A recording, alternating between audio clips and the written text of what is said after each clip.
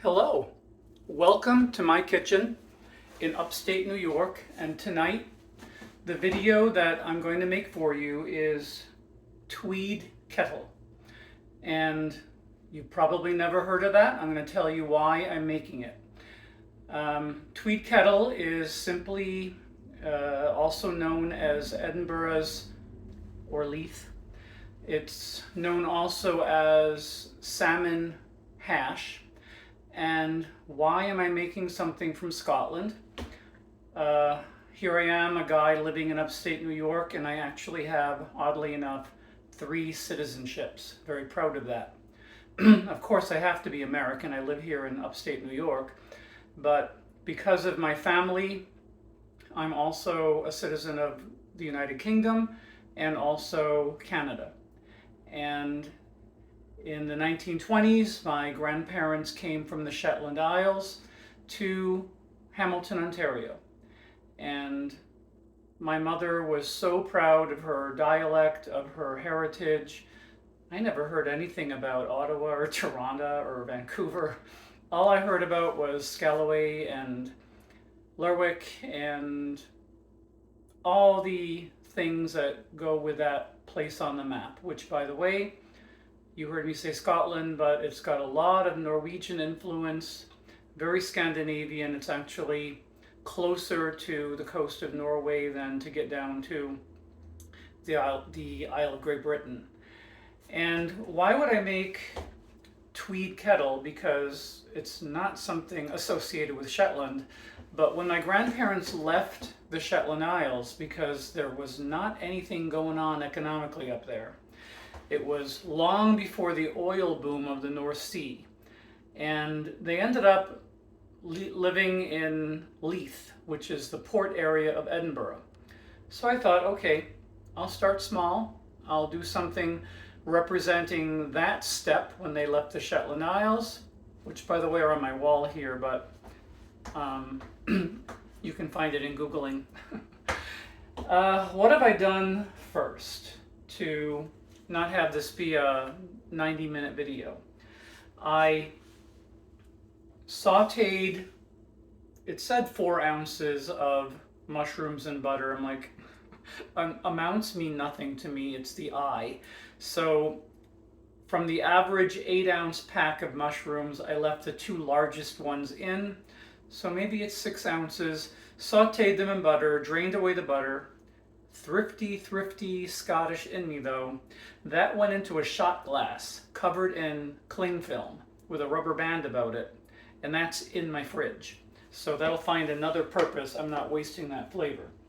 The other thing I did in advance is in my, doesn't everyone have one, my Wolfgang Puck fish pan, I put the long piece of sockeye salmon into the pan and I poached it. Maybe some of you have no idea what poaching is, but according to my mom, my grandmother in Hamilton, Ontario, always poached, not always, but mostly poached the fish. And that's because things like cod and haddock, they're flaky, they're white, they tend to fall apart if you do really harsh stuff in the cooking process. And so it just means putting it in water that it's not submerged in water, but it's about halfway up the thickness of the fish. And then you steam it till it's done, checking with a fork till it flakes. And I did that with this salmon.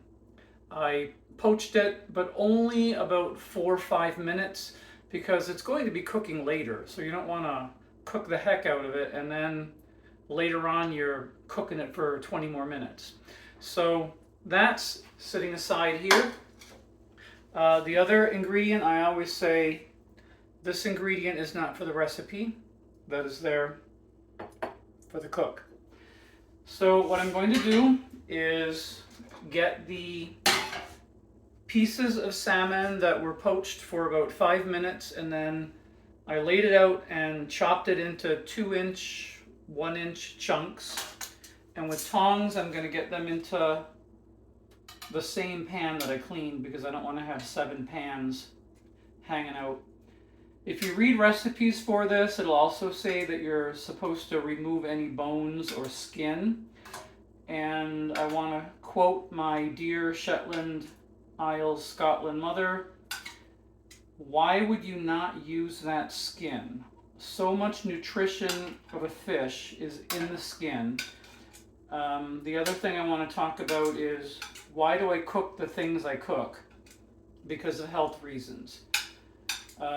Another video I talked about my BRCA1 gene and my fear of cancer, but another one is in the fall, a few months ago, I was told that, I'll wait until I've scraped before I continue. Not sure how good the sound is on my Google Pixel 6 Pro, but I was told in the fall that I have a cholesterol level of 260. And for decades, I'd been a strict vegetarian, and I always had such a cholesterol level that a doctor once, in talking about my results, asked if I'm eating the grass clippings out of the lawnmower. And I said, no, I'm a vegetarian. So I went back to being a vegetarian, making my own seitan, having oatmeal in the morning with blueberries and walnuts, or raisins and walnuts, and a lot of other things. I'll talk about that in another video, but I'll be damned. When it came to 3 months later, when they drew blood again, I got that cholesterol level down to 193, totally in the healthy range, from 260 that they had said, we want you to go on statins, to which I said, ain't happening. I'd rather drink out of my car's gas tank if I'm going to be ingesting toxins. That's my only toxin. So here is the cubed salmon, and I add in first a little, just a smidge of nice quality sea salt, and put that over top of it. Don't want to waste the rest. How do I get in here without getting it all over the floor?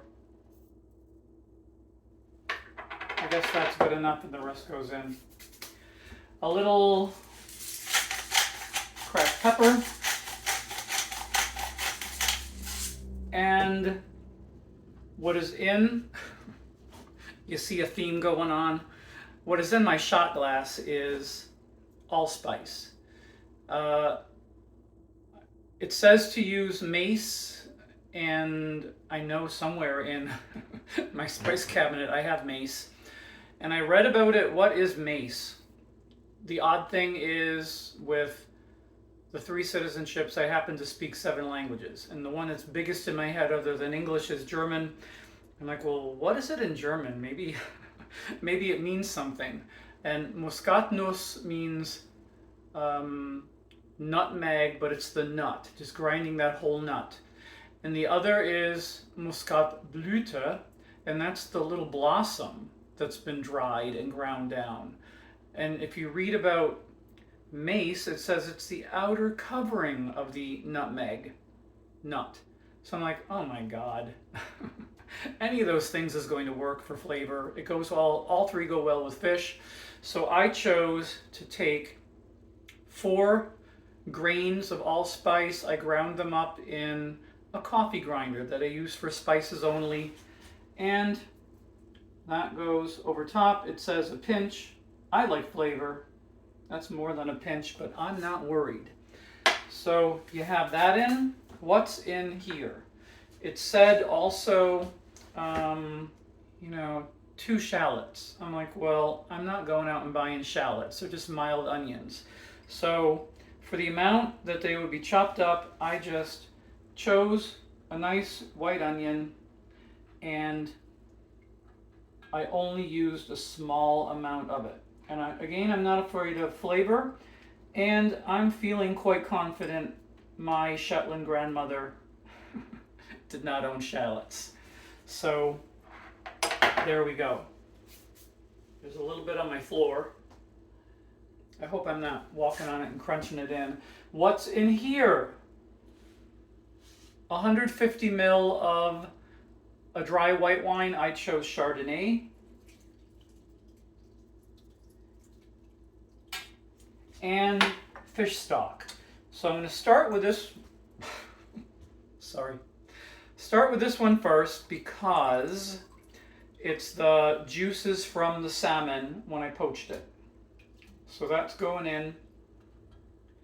And in case I thought I needed more flavor, I also, to make a fish stock, took bonito or dashi, which is from Japanese cooking, and added that a little bit with the powder to make a fish stock. It's more than covered, halfway up all the cubes. That's enough. The mushrooms, you don't want to have like mushroom puree, so we'll wait. Did I forget anything? I wanted to add, here's the beautiful organic parsley I'm using, the flat leaf because it has more flavor. But notice, I bought it today in our health food store in town to have organic, but I will be using this for probably 3 weeks. I trim the ends off on the bottom, stick them in a glass of filtered water, and then the very plastic bag that they came in the store, I put over the top, cover it up, tuck it under the bottom, and it goes in my fridge like this, and I leave it. And then as I need it, I pull some out. 2 weeks later, you'll think that you just bought it. I've gone 3 weeks. So that will go in the fridge. Nothing's going to happen if I don't put it in now. So here I go. I'm putting it on the lowest burner of my stove. I didn't think the Power Boil Soup one was the ideal burner to choose. And then you're going to have to listen to cute, interesting stories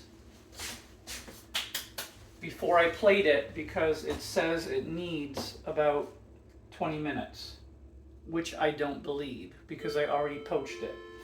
We want the onions to soften, the flavors to blend, the allspice, or no, yes, I used allspice, the onion, the salt, and it's going to be good.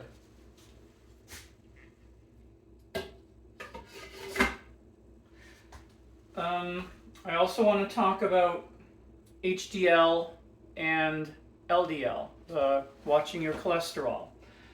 Another thing I did over those 3 months of while battling the fear of cancer, also battling the fear of a heart attack or stroke, I started to be a vegetarian again, making my own seitan. Another thing that will be a video is off the internet. I found a way of making my flavorful logs of seitan. I had 3 of them. And then once they were cool enough, I just took my fingers and broke it into small chunks. And then when I had those chunks, I made a bolognese. And I tell you what, that bolognese with seitan was so good. And I had it over homemade pasta, but you could also take it and layer it into a lasagna. That's definitely going to be a video. That was so good, I was amazed. It's just not something you do all in one night like I did that night, because I think I finally ate my pasta bolognese at about 11 p.m. By the time I'd made the seitan, made the pasta, made the combination of the two, it was ridiculous. So,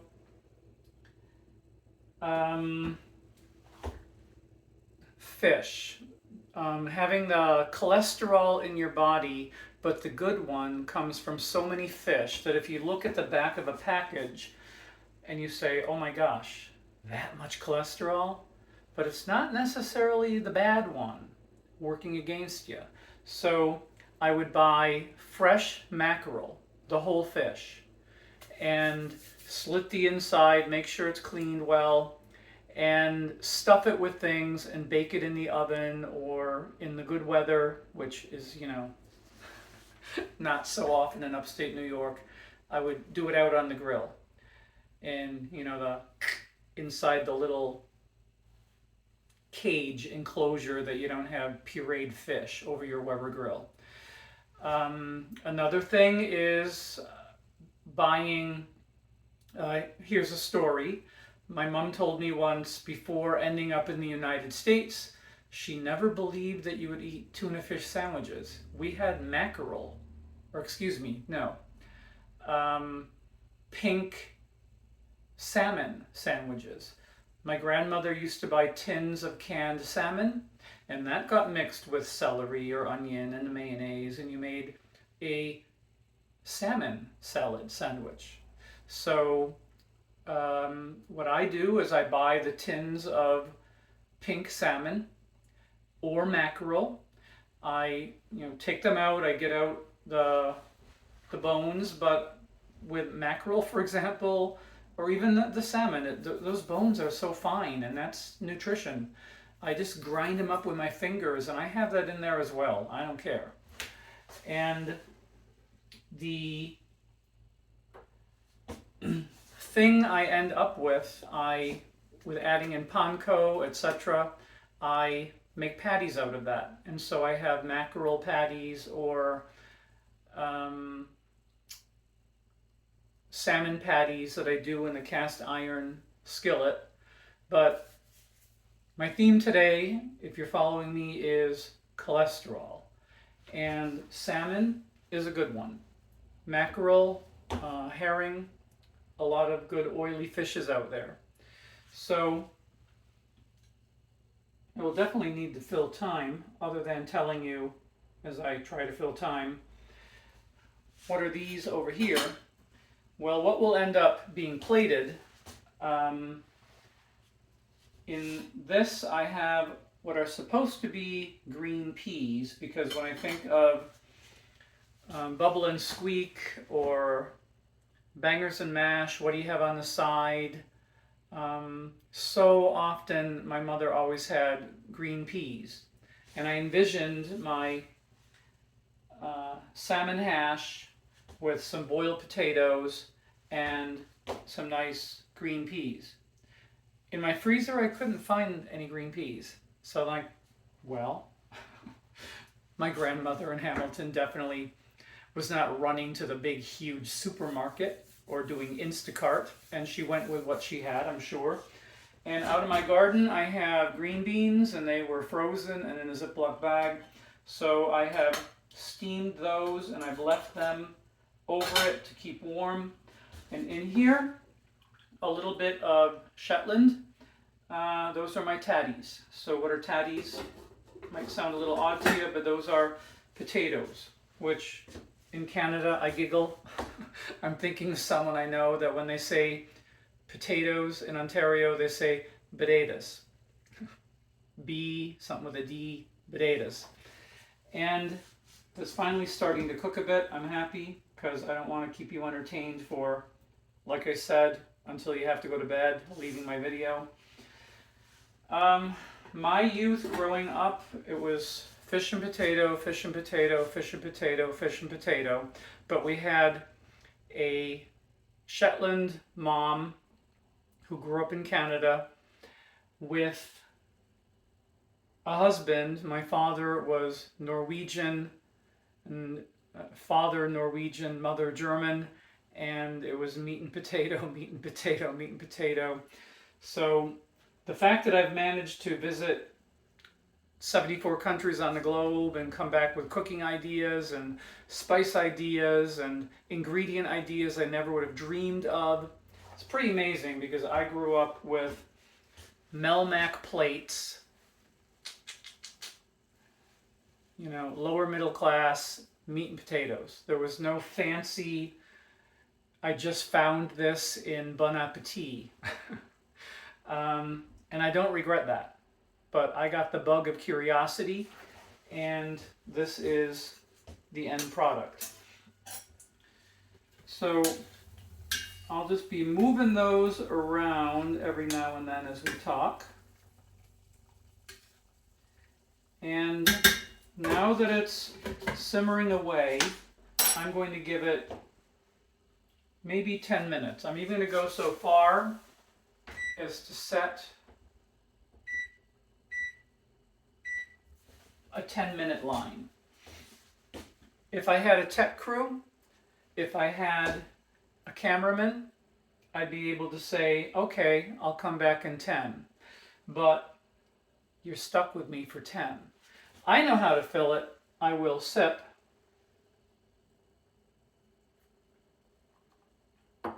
And then I will talk about why Shetland is so important. And I think even now that that's simmering, I have the time. Maybe you've never heard of Shetland. But here is Shetland. And it's just an archipelago of many, many, many, many islands that are located between Edinburgh, Aberdeen, up on the northeast coast of Scotland, and Norway off to the east. And my grandfather grew up in, it's not finding the nail, which I wanted to find the nail, because you'll get to know my vocabulary, I'll do it later, and my personality if it finds the floor. This is a scene from Lerwick. It's about 7,000 people on the eastern shore of the island, a great port city. You can get there by flying into Sunborough Airport and then going up by bus, or you can take the ferry, and the ferry is overnight. You have a nice dining area to have a nice nip and a pint. A nip and a pint I did with my mum in 2000 heading up. We took that ferry from Aberdeen to Lerwick, and the nip is your little bit of whiskey, and your pint is your nice pint glass of a nice Scottish beer. And so there's Lerwick, where my grandmother was kind of sort of from. She was from Whiteness, which is teeny area west of there. And this is where my grandfather was from, Skellowa. And Skellowa was, I guess, originally the capital of Shetland before it became Lerwick. And it's on the west coast, I think I said, and it has the ruins of an old castle. And why Skellowa was important is my mother's cousin Georgina lived in Tingwall, and in her older years, after her husband had passed away, she ended up in the Joan Gray Eventide home in Skellowa, and I took my mum to see her, and that was summer of 2000. And the nurses, everybody was amazed. They said she never has days like this. And an interesting story, when my mom was explaining to her, but it's Pat, remember? We grew up together, Vancett Mart Avenue in Hamilton. And she said, yeah, but that's not you. Pat was a thin little thing with jet black hair, big brown eyes. My mom pulled a little snapshot out of her wallet and said, you mean this lady? And Georgina was, yeah, that's Pat. So, well, that was Pat in 1944 maybe, but this is Pat in 2000. Which allows me, why don't I,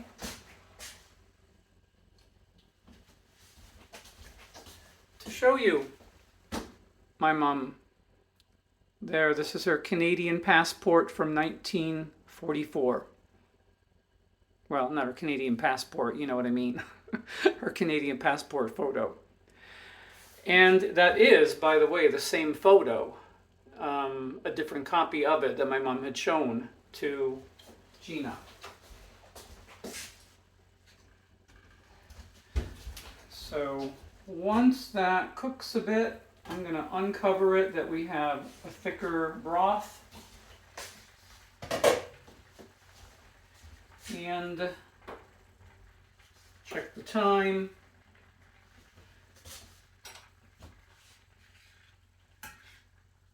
telling you other things I plan to share with you from Shetland. Neeps and tatties. Neeps are turnips. They're sometimes known as Swedes. They're those root vegetables that inside are yellow and the outside looks kind of rose or brownish pinkish. And to have that combination of the neep with the tatty, the potato, mashing it together, cubes of it together. My mother used to mostly just cube the two and mix it together and have butter over it, or she would also cube rutabaga and have the greenish rutabaga and the cubes of tatty with just the butter melting over it. Another thing is roasted mutton. I don't know that I could ever find that for you in upstate New York, but read about it. Roasted has nothing to do with roasted. Roasted is Reestit, and it's a procedure that you do out in the yard, out in the garden, and there's a little shed that has, slats on the sides, or windows that have slats that the air can blow through, and the pieces of meat are hanging and drying, cured in the air. Another one that my mom and I saw in the window, but we did not bother to try, is haggis. Haggis. And let me get a taste here. Yep, that is yummy. And what is haggis? It's taking like a sheep's stomach and filling it with oatmeal and yummy things. The one thing I've read that's a good element is to add in some rye, some scotch, whiskey, whatever, get some liquor in there to add some flavor, but it's the chopped up innards and oatmeal, filling that, and then cut into slices or chunks to have with things like tatties or vegetables.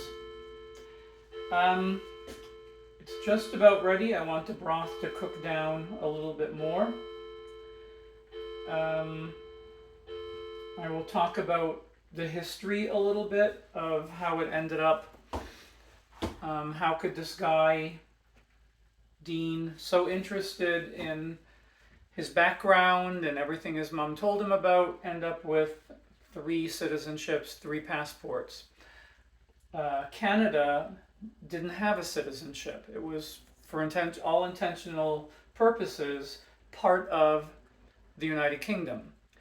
And I asked my mom once, well, how did your parents come to Canada? Like, who sponsored them? How'd they go there? And she said, well, you didn't need that. Canada was part of the United Kingdom. It was a Dominion of Canada. You just went. And one thing I found through Ancestry.com is the voting records. My grandparents never became Canadian citizens. They were just people from the United Kingdom living in Canada, but they voted in all the Canadian elections until the 1960s when they passed away. And another interesting point is then becoming the citizenship of Canadian. It was created in 1947, January 1st. So, for example, my sister Nancy, born in 1947 in August, would have been born Canadian. My brother Martin as well. And in my mother's case, you were born British. And I talked about it with her once, and she said, oh yeah, everybody knew that. It's just the way it was. You were subject of the British Crown. And she showed me her Canadian passport from 1944 once, and it was clear as day, subject of the British Crown, but the child of a British father was British, not the British mother.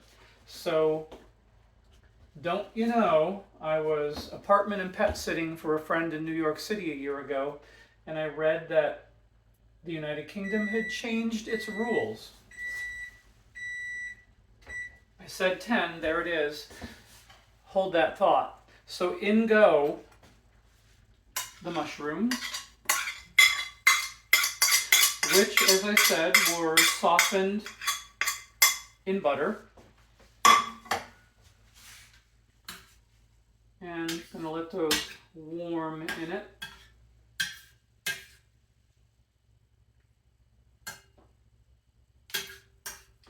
And I know that I have way too much liquid, but I'm not concerned because I'm going to have it for other things. I waste nothing. It'll go in a glass dish, covered in the fridge, and I'll use it another night. But back to that story, the minute I read that, I thought, oh my Lord, if that means England has changed their laws, getting the tatties warmed up, and the son of a British mother is British instead of only the father, that means I'm British. So I found what seemed like a reputable company in London. I paid my fees, I had them do all the paperwork, I did the British style passport photos at a photographer in Syracuse, New York, who is very good and knows all the different rules, and sent that all off last August. And in March of this year, 2022, I got the confirmation it has been approved. And now I'm just waiting for them giving me a date for the swearing-in ceremony at the British consulate down in New York City. And then I will be a British citizen, and my mother would be so incredibly proud that I did that. So we're going to let that all cook together.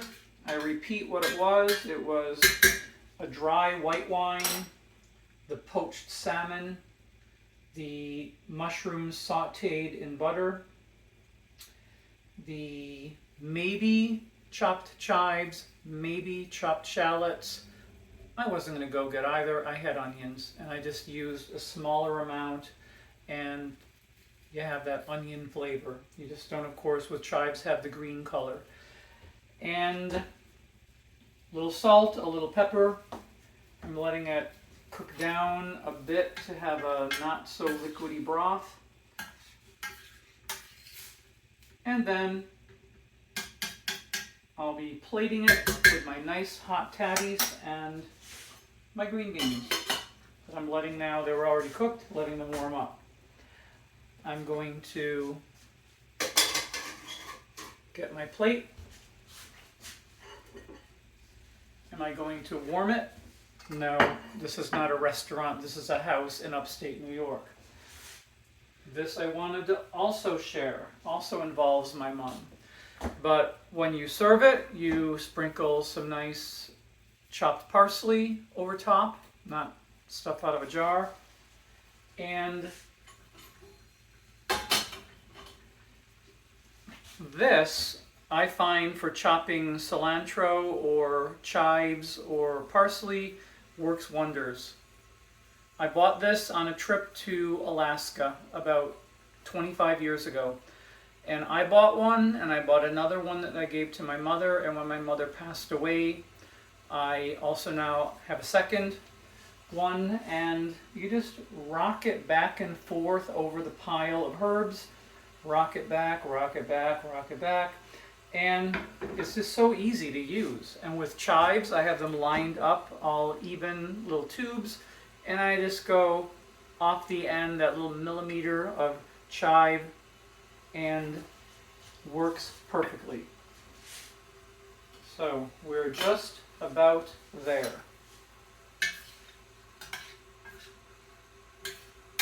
And what that's called, I have no idea.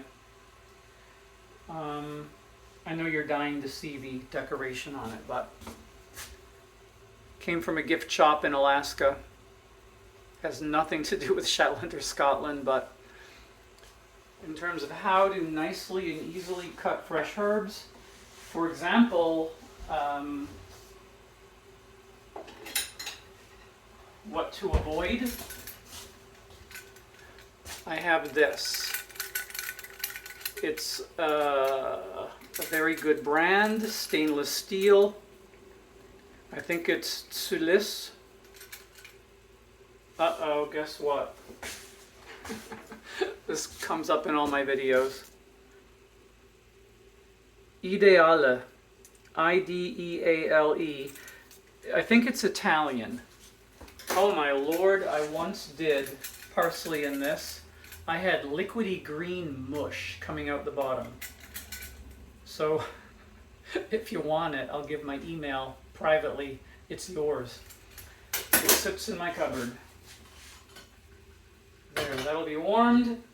I will turn those off and we are ready to go. So here is what we are going to do for this feast.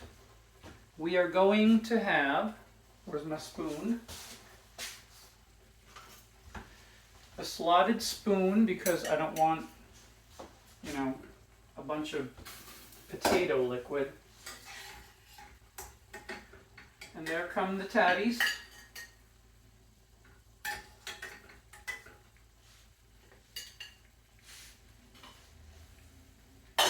And here come some green beans. And then here comes some of the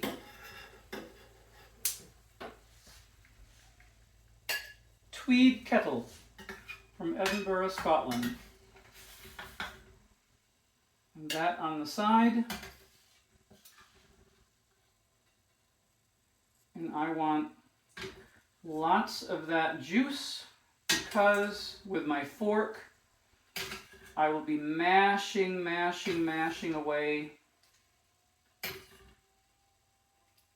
at the potatoes. And I don't want to tip it too much and have it all over my grouted tile floor, but there you have it. From Edinburgh, Scotland, where my grandparents lived before leaving for Canada after leaving Shetland. Salmon hash with mushrooms, green beans out of my garden, and some boiled tatties to mash down with a fork and take up all that liquid. I hope you'll try this one day. Bye. I'll set it down. My tech crew is on break. Normally they would be stopping the video and stuff, but the tech crew is on break, so I'm going to have to do this. Bye. Oh, I have braces. Bye.